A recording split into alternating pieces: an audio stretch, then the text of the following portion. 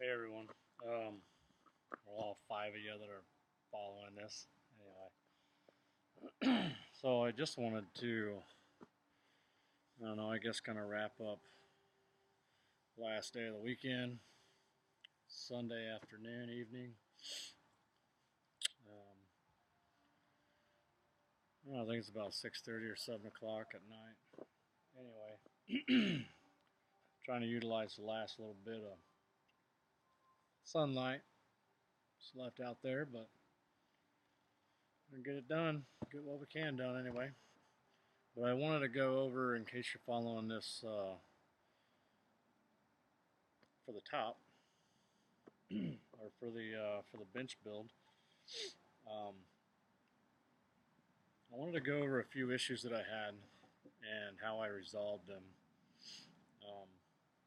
So there's a lot of different things that you have to look out for when you're dealing with nothing but hand tools for making sure that a bench is flat and square and everything like that. First tip, when you go to do once you get the tops laminated up, don't worry about being square to the sides, to the end, anything like that. Just worry about getting that top flat, or I should say the bottom of the top flat. The top, this is the bottom and that's the top. But you got to make sure that the bottom is good and flat, so that when you flip it over, it's sitting on the base flat, and then worry about the top. Once the bench is already built, put together, leveling out and flattening the top, getting the top dead flat, and joining the top, it's all going to happen after you get the bench built. I mean, I want to get the top of the top relatively close, at least to the other side. The other side's pretty close to flat on both sides. So I'm just going to get this one roughed out and close, and then I'll go from there. I'll finish it off on the top, or once the top's on and the bench is assembled and everything like that. So this is a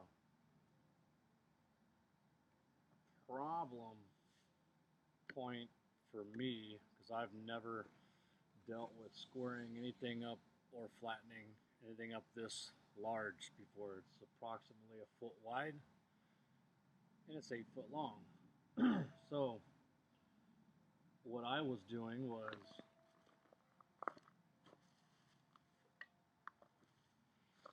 getting it square or flat using my combo square and making sure there's no cups or bows in the plank itself. And right there, right? Oh, that's there. Good, because I thought it was flat and it was a chip or something underneath there. Anyway, so I not only look underneath about every 6 inches or so and just kind of slide, but I also try to rock it back and forth as I'm going, and kind of swivel it side to side. You'll get a little more rock when you do that. You'll find out where the flaws are in your bench.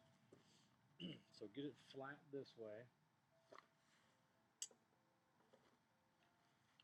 Then you take a pair of wanting sticks. I made these, you already know that.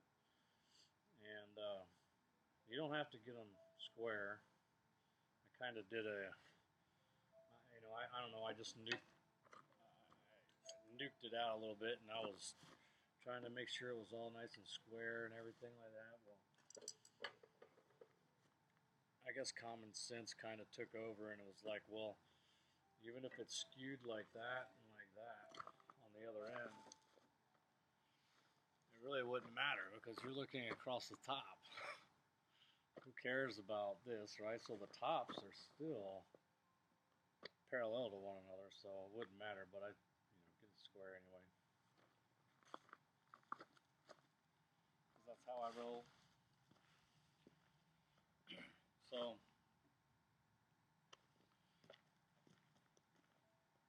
you get it nice and squared up, and right now I sit proud high a little bit right here and here. Now I know this is good. I don't want to take any off here. So all of that material will come off of this corner. And I say this corner, it's not really this corner, it's like this whole quadrant. It kind of tapers down. So I'll take this slab, this side of the slab down just a little bit. And you got to make sure you feather it into the other side, or you're going to have a bow in the middle again. So once you get it flat with your combo square or your straight edge, whatever you're using, once you get it straight that way, 19, 15. And flat that way, then you have to go to the winding sticks and make sure there's no twist in it. And where I was making my mistake on the first side was I got one side square and I was coming in and squaring it off. Well, yeah, I'm not far off of it right here, but it was making my OCD, my little perfectionist come out in me, and I was chasing the wrong problem. So I was like trying to fix one problem, it was creating another one, and so on. So I said, okay, I'm just going to focus on the top. Get the top flat, and then we'll square everything up off of that. So, one less mosquito.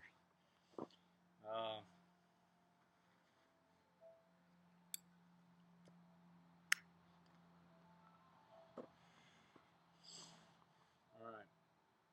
So, the last piece of the puzzle, and what you saw in my last one, is the last thing that I didn't check, right? So I was good, no twist.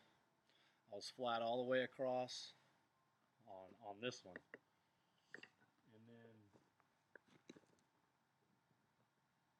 I went to give myself a sanity check, and so you can see what I was doing. Giving myself a sanity check, and I went down and tried to get my eye along this, and sure enough, it was doing this number. It was a wave, and I'm still high, but I already know that I'm high right here in this quadrant. Yeah. And so I am, besides being high right here, I am dead straight here, straight along this edge, and that means, if this was a flat, say I was sitting on a perfectly flat surface, then all this whole edge would be the exact same height. And right now, it's flat. Right now, it's all straight, except for this one last quadrant. So I'll take that down here in a second, and don't let that happen to you. Something else that that helped me. I went with the chalk line, then I went with the snap, with the string and the line, trying to draw out the line to go to, and none of it was working the way I wanted it to. I was doing it, and I was taking it down to the line and everything, but it still left me not. I could visually see a flaw in the craftsmanship. So I was like, okay, let's take a different approach. So what I did was I took these pins,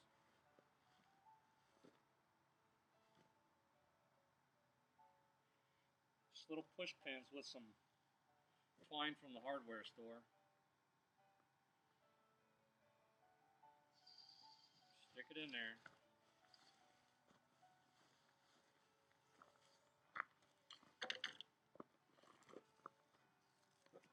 course, it does this when I try to film it.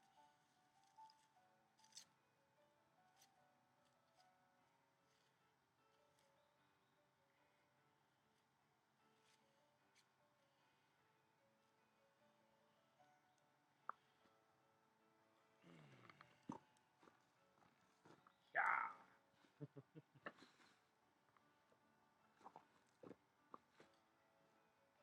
Alright, so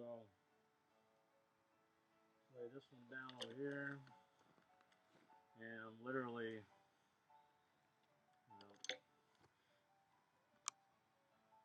come on, work with me. So I literally just put this down here, get it squared up to the edge,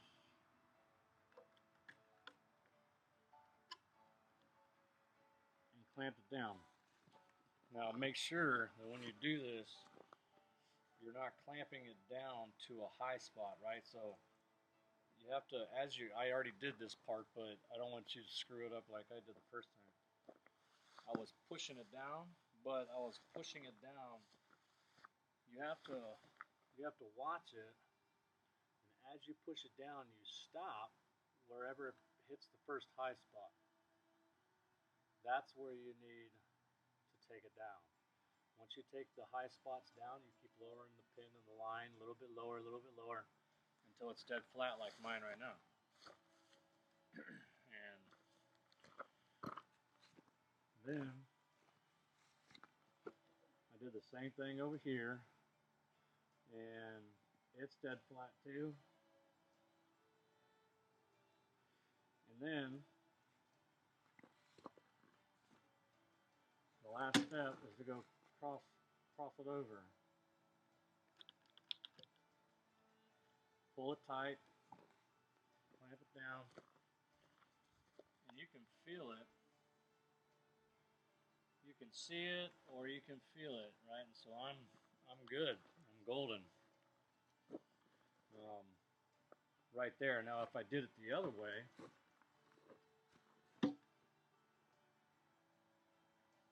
it would prove my point that I'm high on the other side. So I got this line now off that far end over there.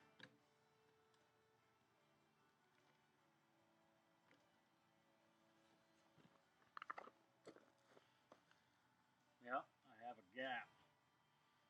I have a gap right here. Stops right here. Well, it gets smaller and it stops right here. That tells me it's that telltale again. So everything that I'm doing is showing me the same thing. The twist is showing me, and the line is showing me that I'm high. Plus I can almost feel it. It starts about right here. A little bit high there. And you gotta like start off at the one corner, plane it down, and then feather it into the length and feather it into the width. And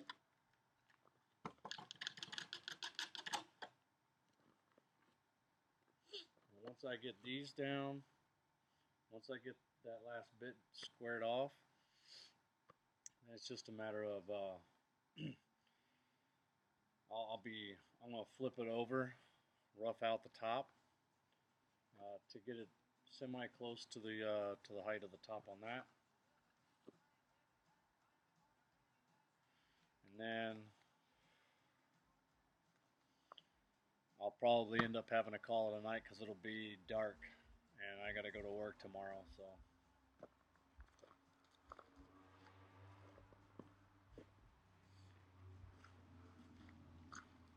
right now they have us working from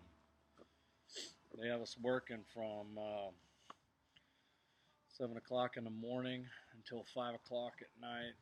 So it's only 10s that I have to work. But when you count in that you have to be there a little early and you have to drive in, it takes about an hour and a half or so from the time I leave till the time, because I leave here at 5:30 and work starts at 7. So, and then I don't get home till after 6, and I got like an hour and a half, 2 hours of daylight, and then there's nothing I'm going to end up having to bring these in and work on them inside for like an hour a night because it's going to be raining most of the rest of the week. And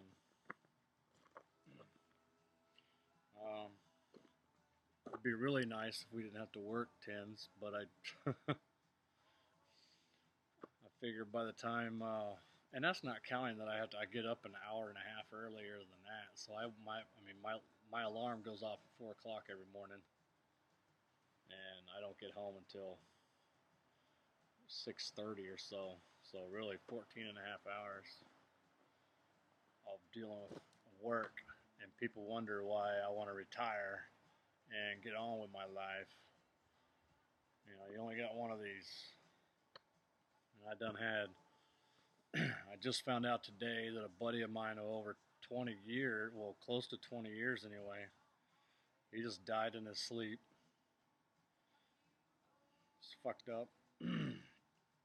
A couple of weeks ago, my best friend from high school died of pneumonia. Just had my aunt die. My one the one other girl that most people I don't know, maybe my friends and family never knew, but I did have a fiance when I first joined the Navy. It obviously didn't work out. It was not my ex-wife. This was before her, obviously, and she died. She died at like 3.5 years ago, and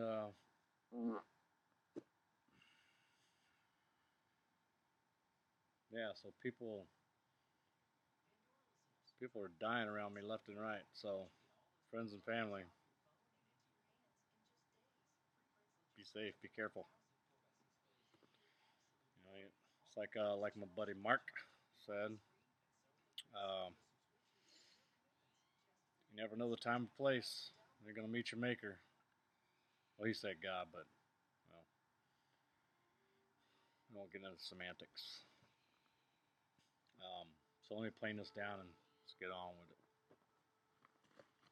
So I'm using my 5 jack plane. I'll go over the last one with my joiner, which is the longer one. That's a 7. I have one longer than that, but I'll wait. I don't feel it's really necessary to even use that, much less my longer one. But I have a good deep cut set on this guy, and then my number 4 is set real shallow for a nice kind of smooth it out, even it out, feather it in, and get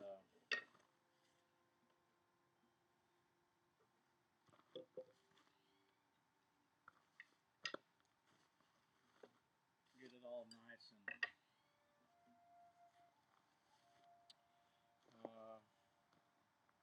smooth even.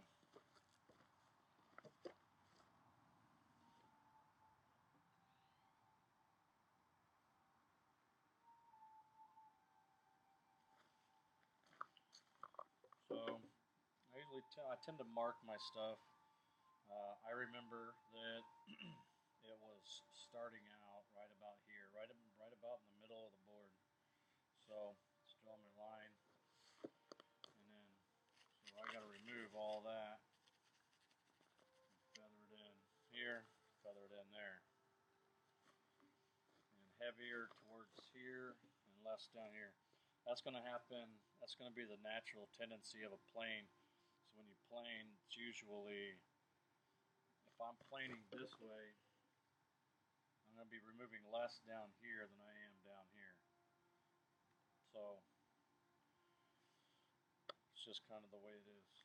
But since it's kind of on the other side of the board, this right now is the worst time for bugs too. I got a freaking bug thing here. I got my tiki torch going. And they're still all over the place.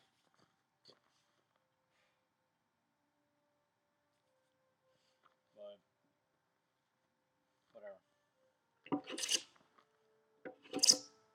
And because it's over there, I can't really get on it the way I want to there, so I'm just going to be mindful of my pressure on the plane and kind of throw it at it sideways.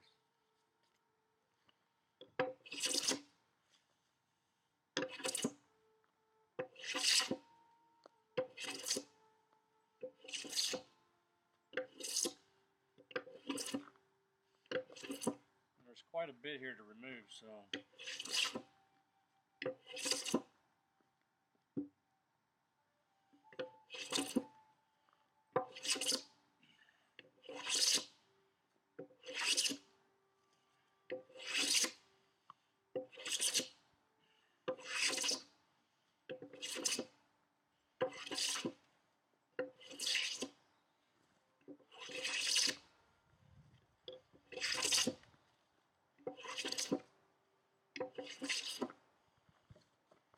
It's 19:30. I'll get it about like that. I'll come in and kind of feather it all in.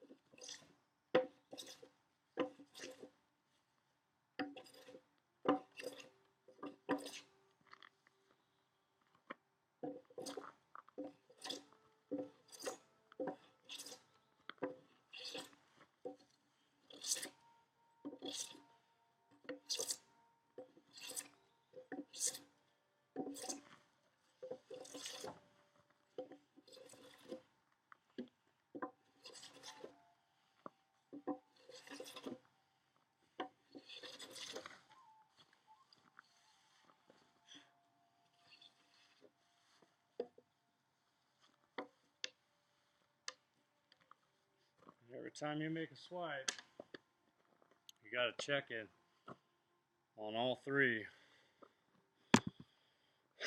on all three techniques, with the flat, the twist, and the string. So well, that's how you keep. I'm gonna keep going till I get it flat. And I guess, hopefully, if I get them both flat and roughed out tonight,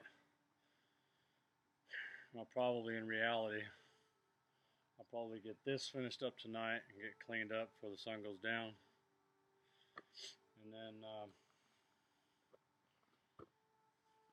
probably end up roughing this out tomorrow night, the top of this side,